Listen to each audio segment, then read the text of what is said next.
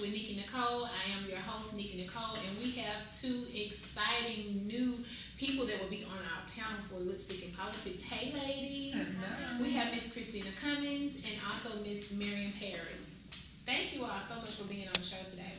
Well, I just want to say personally, we want to thank you for being on the panel as well. We want to let everybody know about what Lipstick and Politics is. I know a lot of people have been inboxing us and be like, what does the Lipstick and Politics mean? So what we wanted to do before all of this chaotic things happen within the media about, you know, the Black Lives Matter and police, we had already started planning to do this about 3 to 4 months ago, everyone. What we wanted to do with Lipstick and Politics, you all, was to get women and as well as girls to be able to see women as like yourself in leadership roles. We want them to assume some of your positions one day.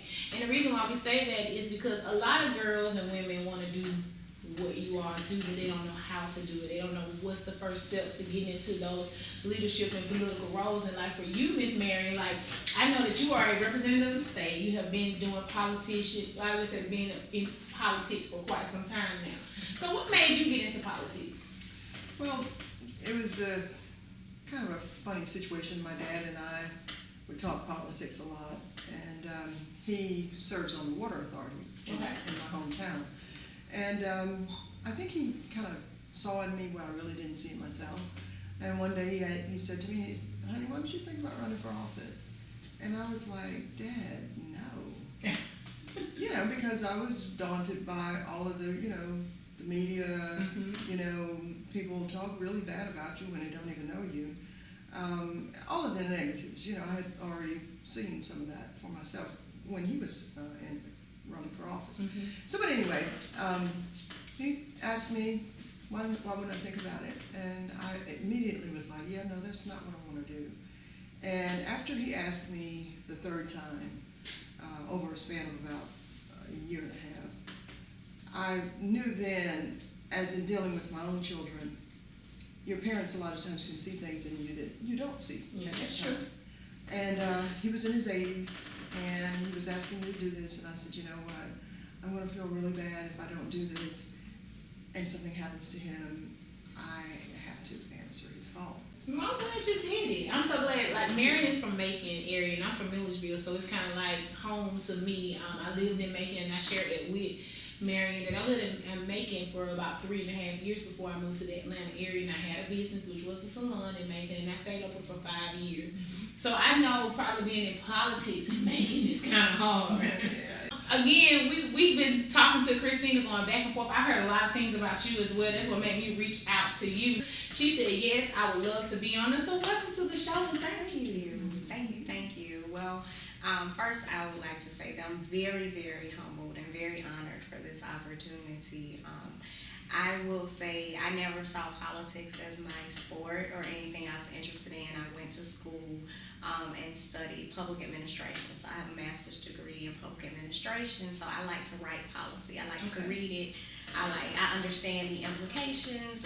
If you make good policy, that you can do a lot of good. And if you make bad policy, you can do a lot of harm. And so I've never saw myself as a politician, but last year, my son is an 11th grader, and he spent his whole 10th grade school year without teachers in 3 of his classes. So he didn't have teachers in his construction class or in his business technology class or his art design class. And so after just being very prayerful and very thoughtful, I'm like, if I can't get any results and any response from my leadership, then I'll put myself out here and make myself visible so that I run for office. I like that, honey. And I just really wanted to be a part of the change that I think about, that I want. And so it was disheartening to me to think that my son had a 34% chance less of graduating from high school than I did 20 years ago.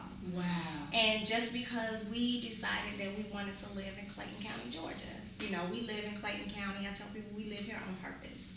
I'm originally from the Atlanta area. I was born and raised in Southwest Atlanta. I lived in DeKalb County for about 15 years, and so I moved to Clayton when I opened my business. And so we really just wanted to be a part of the community. So I found myself in 9 weeks, like organizing, fundraising, and putting together a campaign. And so even though I wasn't successful at my first time to the circus, we polled well over 26%.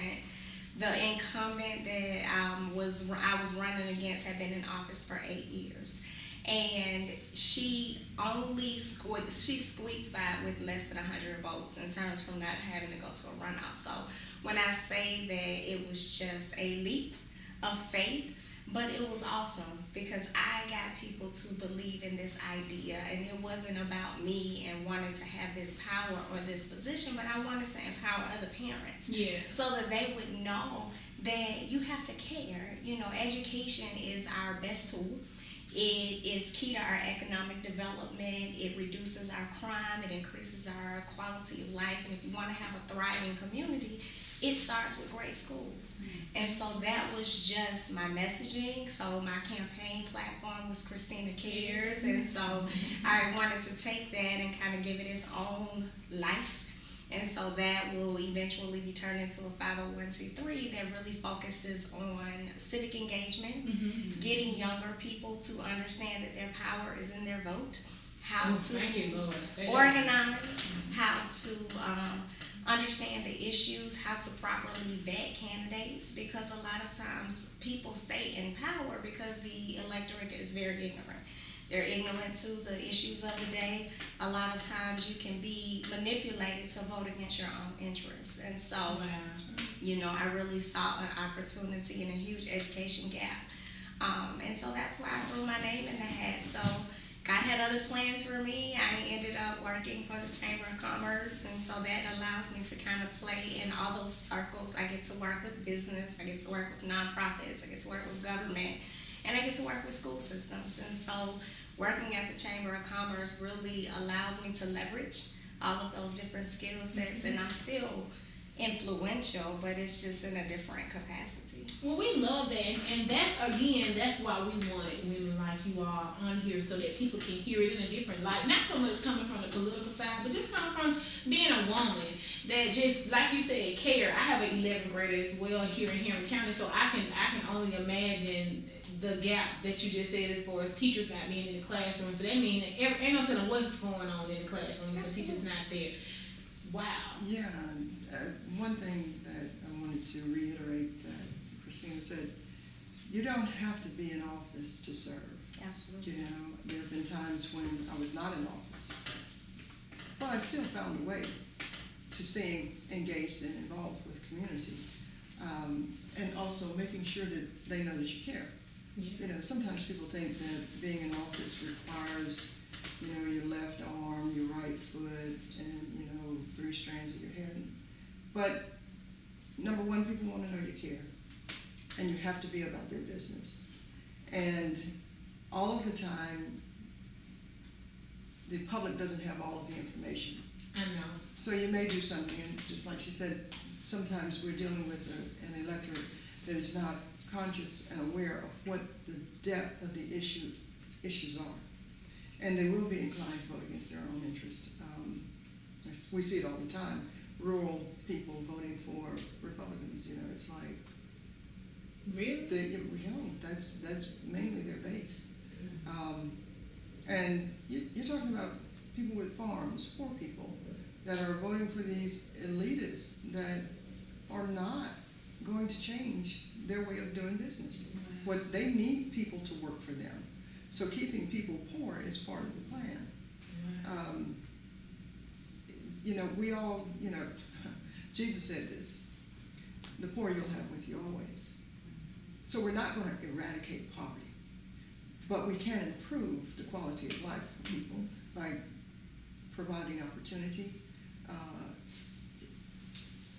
on so many levels. You know, social justice is one thing, but if you're out there and you don't have economic equality, then you're missing the boat.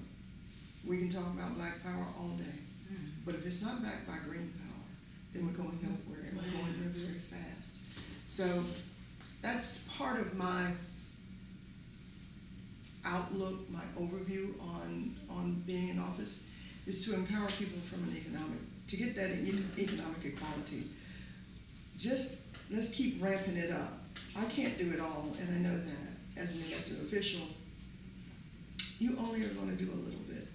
I don't care how long you serve, you're only going to add to the progress in increments. But it's your job to do whatever is there on the table for you to do. It's your job to do it while you're there. And if it means cutting your career, Wow. go ahead and let the chips fly. It's okay. That's your legacy. You did it. You got it done. And see, that's why we wanted to do this, because a lot of people had a whole different concept for what you said and what you said. They thinking, it makes me so mad when people say they ain't gonna vote. Like on my Facebook page now, we had kind of like a little spat about 3 or 4 weeks ago because we was ramping up about lipstick and politics and why people should get out and vote. And somebody said on my page, well, it ain't gonna matter anyway because they do the electoral votes and they just gonna do it like they want to do it. And I was saying that's why we where we at, because you still thinking we didn't, and then they talk about Martin Luther King. He done came so far for you to say that. Do you know how our people died for us to vote? And you saying you ain't gonna get out here and vote? It makes me so mad. So when I say that, when it comes to women, they got the wrong perception too when it comes to, but they just gonna do what they want to do. And I know that I go to hair salons and I go to nail salons and they talking about empowering Hillary. I be telling them, on the big level it's great, but your local level is more important to me than that, because of the people on the local part can't do it. If you don't tell them what the problems are, if they don't know what's going on in the community, can no change be made? They know what's going on. You don't know. Like, we don't know on the standpoint as far as the numbers. And like she said, with teachers and how salaries and all that affects economic growth, education part. But people don't see that. And that's why we wanted people like yourself to sit on the panel to be able to tell them really what's going on in Clayton County, what's going on in Macon. They don't know unless they turn on the radio or they hear it from somebody else. But I want them to hear it from the horse's mouth, so they can know why it's so important, why you should vote, why Marion as well as Christina are grassroots around here. That's our message, and we want to be that outlet for it. I think. Go ahead. Oh, I was gonna just kind of chime in. You said something very important about voting at your local level. A lot of times with these city council seats, with your state representatives, with your mayoral races, your school board seats, sometimes that's less than 2,000 people that decide who's going to sit in that seat. And sometimes those seats are won with less than 10 votes. And so politicians are not dumb. Politicians understand that they court voters, not taxpayers. Every person is a taxpayer. That is an involuntary, just reality. If my 8-year-old, 9-year-old children want to go to the store and buy some candy, they're going to pay taxes on it. So everybody is a taxpayer, but everybody's not a voter. And people are so marginalized from just feeling like their voices don't matter. And it's so easy to disengage. Mm-hmm. And I don't necessarily blame the population at large, because you're really not taught how important having your vote is and having a voice. And not only just voting in your presidential election, but voting your whole ballot and showing up to city council meetings and showing up to board of commissioners meetings and really looking at the agenda items and holding your leadership accountable for the decisions that they make, because you're their boss. And if people really were empowered and they really knew what the dynamics were, they would get treated a lot different by their politicians. People respond to people who vote. And so part of my education, I studied aging. And baby boomers outvote millennials at a margin of 3-1. What that means and translates into a county like Clayton County is that the average age citizen is 32 years old. So that's the person, that's a millennial, that's the person who's a lot closer to a lot of these issues, especially when you're talking about your school board. But they stay home. They stay home in the primaries. They stay home in the runoffs. They stay home until November, until it's a presidential election. And so it doesn't take a lot of intelligence to realize who your target market is when you're courting votes. You're trying to get in the mailboxes, you're trying to get into the senior centers, you're trying to get to the churches, you're trying to get in front of voters, because young people tend to stay at home. I think one other thing is, you know how this, people will say no comment. No comment is a comment, right? Yeah. No comment is a comment. When you are silent, that it speaks volumes. Also, when people say, I'm not going to vote, you're still voting. Yeah.